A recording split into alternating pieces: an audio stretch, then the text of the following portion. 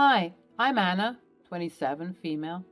Very recently, I became a mother for the first time to a beautiful, bouncing baby boy.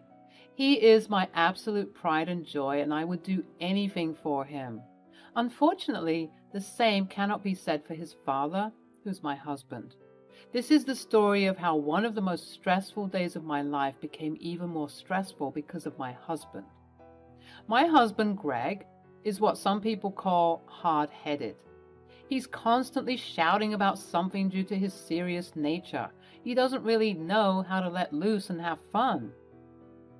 Hey babe, I know you're 7 months pregnant and all, but could you please pick up after yourself? You know how I feel about dirty dishes. Yes, Greg, we know about your undiagnosed OCD. What did you just say to me? Relax, it was a joke. Calm down. Look, I'll do the dishes, but not now. My back is killing me. Ever since you got pregnant, you've been getting lazier and lazier. Maybe that's because making organs and carrying your child is a very taxing job. I loved it when my beautiful mother-in-law, Florence, helped me out when Greg was being particularly antsy. I know it is somewhat unconventional to get along with your mother-in-law. The general ideology is that in-laws are supposed to be your greatest enemies, but for me, that couldn't be further from the truth. Florence has helped me a lot. She knows her son can be a bit much at times, and perhaps her helping me whenever she thinks it's necessary is her way of secondhand apologizing, since Greg would never do it. Ugh, whatever. Just hurry up and give birth already so that I can have my wife back. This man was insufferable at times, I swear. You might be wondering why I don't just leave, which is a very good question that I, at the time that all of this went down, didn't know how to answer.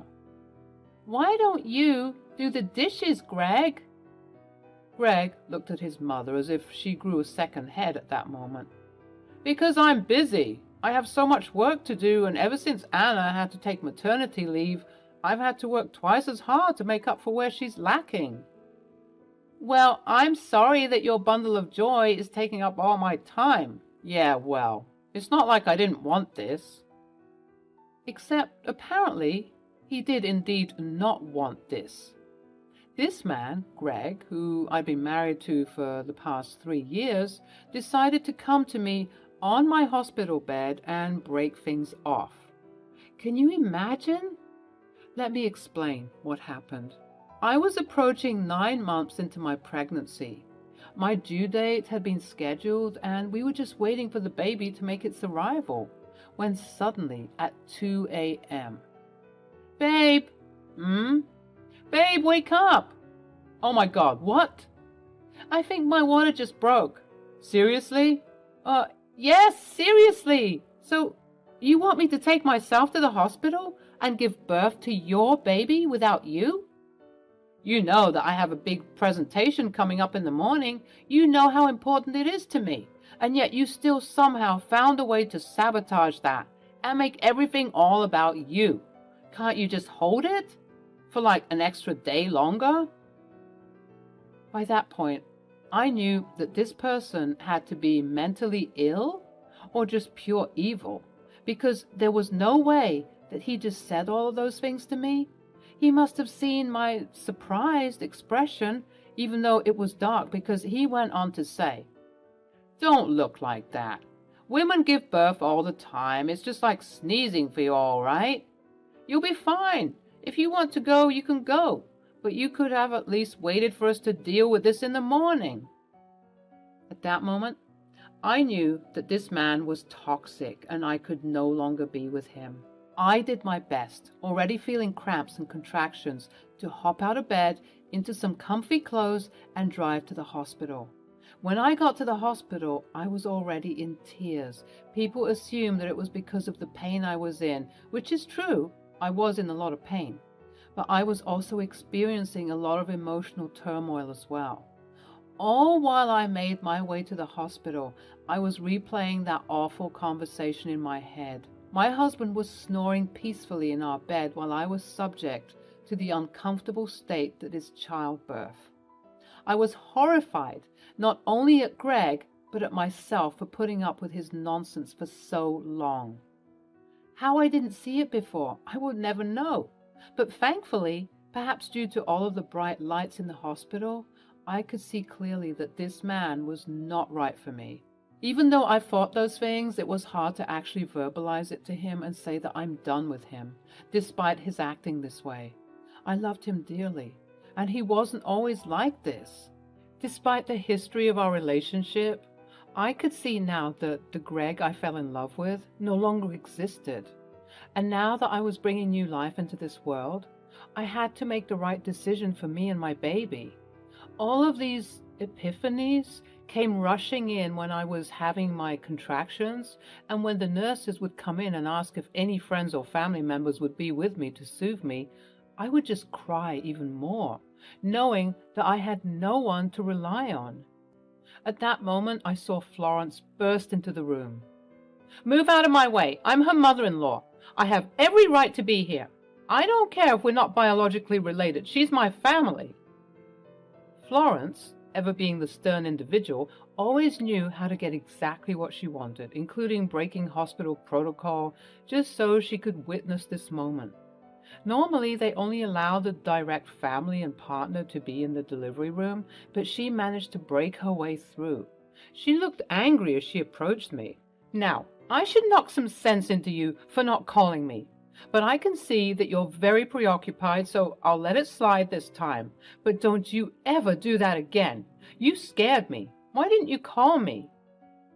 "Florence, it's 3 a.m. I didn't want to disturb you." "Disturb me? Disturb me? Have you lost your mind? There is no way that you could ever disturb me, especially during such a grand moment like this. This is my job. I'm here to protect and help you." God, I love this woman. "How did you even get here? How did you know?" Call it motherly intuition, but don't worry about how I found out. Just worry about pushing that baby out and being healthy and safe, okay? I'll be here to help you in all the ways that I can. And with that, all of my nerves and stresses began to melt away. No longer was I thinking about stupid Greg and his selfishness. I was just focused on delivering this baby and ensuring that they'd be happy. 2 hours later, at 5:30 a.m. on March 14th, my beautiful baby boy was born. I named him Sam, and he was gorgeous. By my side the entire time was Florence, who was cheering me on, and once Sam was born, she couldn't put him down. She instantly fell in love. Due to the pain and the turmoil, I was constantly in and out of consciousness, but once I started to feel better, Florence and I began talking properly. "Okay, seriously, how did you find out that I went into labor? Did Greg tell you?" "Yes, dear. He told me everything, including how he was unable to come to the hospital with you. He sent me here to be with you instead, and I swear I was going to stop by on the way to the hospital to knock some sense into him, but that would have taken too much time." I started to sob as the events of a couple of hours earlier washed over me, reminding me just how much of a low life my husband was. "Oh no, please don't cry, sweetie. It's okay. I'm here. Please don't let little Samuel see you upset like this.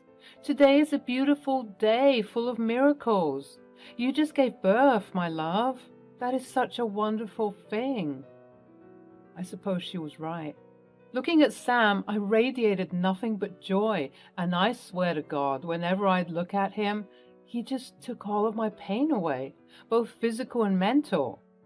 At that moment, I let Florence roam around a bit. She was with me for the past 3 hours, and she might have needed a bathroom or snack break, so after much convincing, I assured her that I had everything handled, and that she could also go and take care of herself. Not 5 minutes after she left, I was visited by the devil himself. Standing at the doorway to my hospital room was none other than Greg. I was upset, but he too shared a look of anger and frustration as he was forced to be here. "Hello? Can I see him?" I gestured for him to come over and see his son, and for a moment it appeared as though my husband's icy heart had melted. at least ever so slightly, because a flash of several emotions was splayed on his face. I could tell that he was joyous because of this event, but part of him looked sad, as if saying that he regretted not being here. Just as quickly as these emotions came, however, they also left, and he was back to being his cold and strict self. Little Greg Jr. looks very happy and healthy. Good job, champ. Sam. What? His name is Sam, no Greg Jr. What are you talking about? We discussed this already. If the baby was going to be a girl, we would have named her Delilah. And if it was going to be a boy, then Greg Jr. Well, considering that I did most of this myself, I decided to change that decision. It made the most sense to me anyway, since I came here and gave birth alone. Come on, Anna. Are you going to act like this? Do you know how many men would come to the hospital at 5 in the morning just to check up on their wives? Even though they have a big presentation to make in a couple of hours? How selfish could you be, honest? I do everything for you, and now I'm getting fed up. He looked me in the eyes and began to say, I thought being married to you would be easy, and things were quite easy, but this was all before this stupid baby came around. Ever since you got pregnant with him, you've been more selfish and lazier. I don't know why you can't understand that being selfish or lazy whilst pregnant is completely normal. What is wrong with you? Do you not understand how physically and emotionally taxing it is to be pregnant? Not only that, but I was far from lazy or selfish, as you put it. I was still cooking and cleaning well into my 3rd trimester. And what were you doing? Nothing. You were doing absolutely nothing, while I had to slave away catering to your needs because you don't know how to do anything. I don't know how to do anything? Yeah, okay, let's see. I've been the one working late nights just so that I can get a promotion and extra money to fund your luxurious lifestyle of staying at home all day. Honestly, you have it way easier than me, but for some reason you can't see that. Anna, I think it's time that we part ways. My heart dropped. The baby started crying from all of the yelling that we were doing, and at that moment, Florence came in. Now, what in the world is going on? I was gone for 5 minutes, Anna. Oh, hello, Greg. Hello, Mother. I see you're laying with the enemy. Me? Enemy? You shut your mouth. I should smack you upside the head for the way you've been speaking to Anna. Don't you know that she just gave birth? Yes, everyone's been telling me. Yet for some reason, you cannot seem to grasp the concept of how taxing that process is. You see, Anna, you've even turned my mother against me. So that's it? Do you want us to part ways? Florence gasped and turned to her son. At that moment, you could tell that she was fuming. She started yelling at him, and unfortunately, all of the commotion prompted several nurses to flood into the room to see what was going on. Because Greg was doing most of the yelling, he was the one who was escorted outside. But as he was leaving, he was yelling something along the lines of how he no longer needed me, and that once he gets this promotion, he'll be just fine without me. Once the dust had settled, I could analyze the situation for what it truly was. I broke down. All of the years of catering to this man came crashing down on me, and I was truly exhausted. Thankfully, Sam wasn't here to witness everything. At some point during the commotion, he was taken by one of the nurses and put into the nursery. When I was just wailing and sobbing, Florence came by my side to comfort me. She was very soothing, and her motherly touch managed to console some of the aches that were residing in my heart.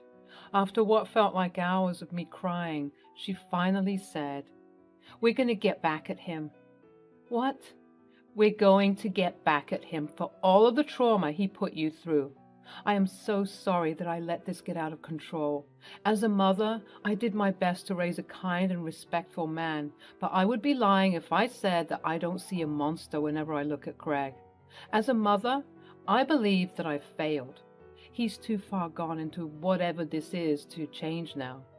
Even though I failed Greg, I'll be damned if I let you fail Sam. We have to work together to fix this. Florence, listen to me. You have a beautiful baby who doesn't deserve any of the nonsense that Greg tried to give you. He said that it's time to part ways, right? Then maybe that's exactly what you should do. I got scared. Part of the reason why I hadn't left Greg is that without him, I wouldn't be anything. I was working, thank God, but it was not enough to live on my own, let alone with a newborn baby. With that logic, there was a high chance that Sam would be taken away from me and he would have to stay with his awful father. The mere thought of that happening made me sick. I know you're scared, sweetie, but please don't worry. You'll live with me for the time being and we'll figure something out, okay? But right now, that boy needs to be taught a lesson. But what are we going to do? Don't worry, I'll handle everything. You just focus on healing and taking care of that sweet little boy. Grandma's got everything covered. She was right when she said that, because the events that happen later will completely shock you. About a week after Sam was born was when the revenge was enacted. It turns out that Florence has a lot of lawyer friends as well as friends in the media. This wasn't mentioned before, but Greg works for one of those high-end companies on Wall Street, and as such, it should be noted that any detriment in the company will be broadcasted, at least locally, which is enough to tank a company's reputation. Florence, my savior, managed to get the audio and video recording of what went down in that hospital on 14th of March. To this day, I'm not sure how she convinced the security to let her have that footage, but once she got it, she talked to her friends who work in journalism and media. Within hours on an early Monday morning, Greg was being bombarded with news outlets with headlines such as "Hospital CCTV exposes high-powered executive verbally abusing wife after childbirth." "Shocking footage reveals husband's disgraceful behavior towards postpartum wife." "From CEO to shame, hospital video leaks husband's shocking outburst towards new mother." I can't imagine the look of horror and shame that he must have had on his face. Ever since I was discharged from the hospital, I had been staying with Florence.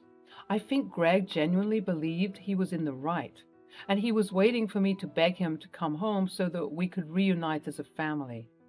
But after seeing that I wasn't going to come, he started making threats. I knew he was struggling without me. I mean, who would do the cooking and the cleaning if I wasn't there? And now, with this story that was defaming his character, it was only a matter of time before he got the call from his boss saying that he's been fired and that the company no longer has any affiliations with him. So much for that promotion, right? Like clockwork, he called me after a couple of hours of receiving various death threats from trolls on the internet, as well as being blacklisted from many companies that he was trying to talk to. He explained all of this to me on a phone call. "Anna, please stop. I get it. I messed up. I'm so sorry for everything. Life here has been awful without you. I need you and the baby. I don't care if he doesn't have my name. You said his name was Stan, right? I love him and I love you. Please come back home. My life has been ruined, but we can fix it together." I have no interest in coming back to a man who is so selfish that he left his wife moments after she gave birth. I mean, who does that? I'm glad that your entire life is unraveling before your eyes. Ever heard of karma? Well, this is her, and turns out that she's a right troll to anyone who deserves it. I hung up the phone, and Greg proceeded to bombard his mother, knowing that she had a part to play in all of this. But she wasn't taking anything from Greg, not his harsh approach and not the sad approach either. Florence, like myself, was completely done with Greg. We both believed that he got everything that was coming to him. Several months had gone by, and I was still living with Florence at that time. I had finalized my divorce from Greg. Every time he'd send alimony and child support, he'd try and plead with me for me to rescind my decision. But every time I would adamantly answer no. Greg was living a miserable life, and he even had to downgrade the house he was living in, as he could no longer afford it. He tried looking for work everywhere, but no one wanted to be associated with the verbally abusive husband and father who cared more about his career than anything. I think he managed to get odd jobs here and there, managing a poor mechanic company and things of that nature, but for the most part, he was struggling. I was actually in the process of writing a book about my struggles with being married to a narcissist after the local news outlets exposed Greg for his true colors. I went on many interviews and podcasts adding more detail about what happened. I'm so grateful for everyone willing to listen to my story, as they were all so receptive and understanding. I was especially grateful to Florence, of course, as without her input, I would still probably be stuck with Greg. But now I'm making a name for myself, and my new agent informs me that the prospects of my book doing well are extremely high. I couldn't be happier moving into this next chapter of my life. With lovely and supportive fans, supporters, a big stack of money on the way, and of course, my beautiful family, Florence and Sam, whom I love very dearly.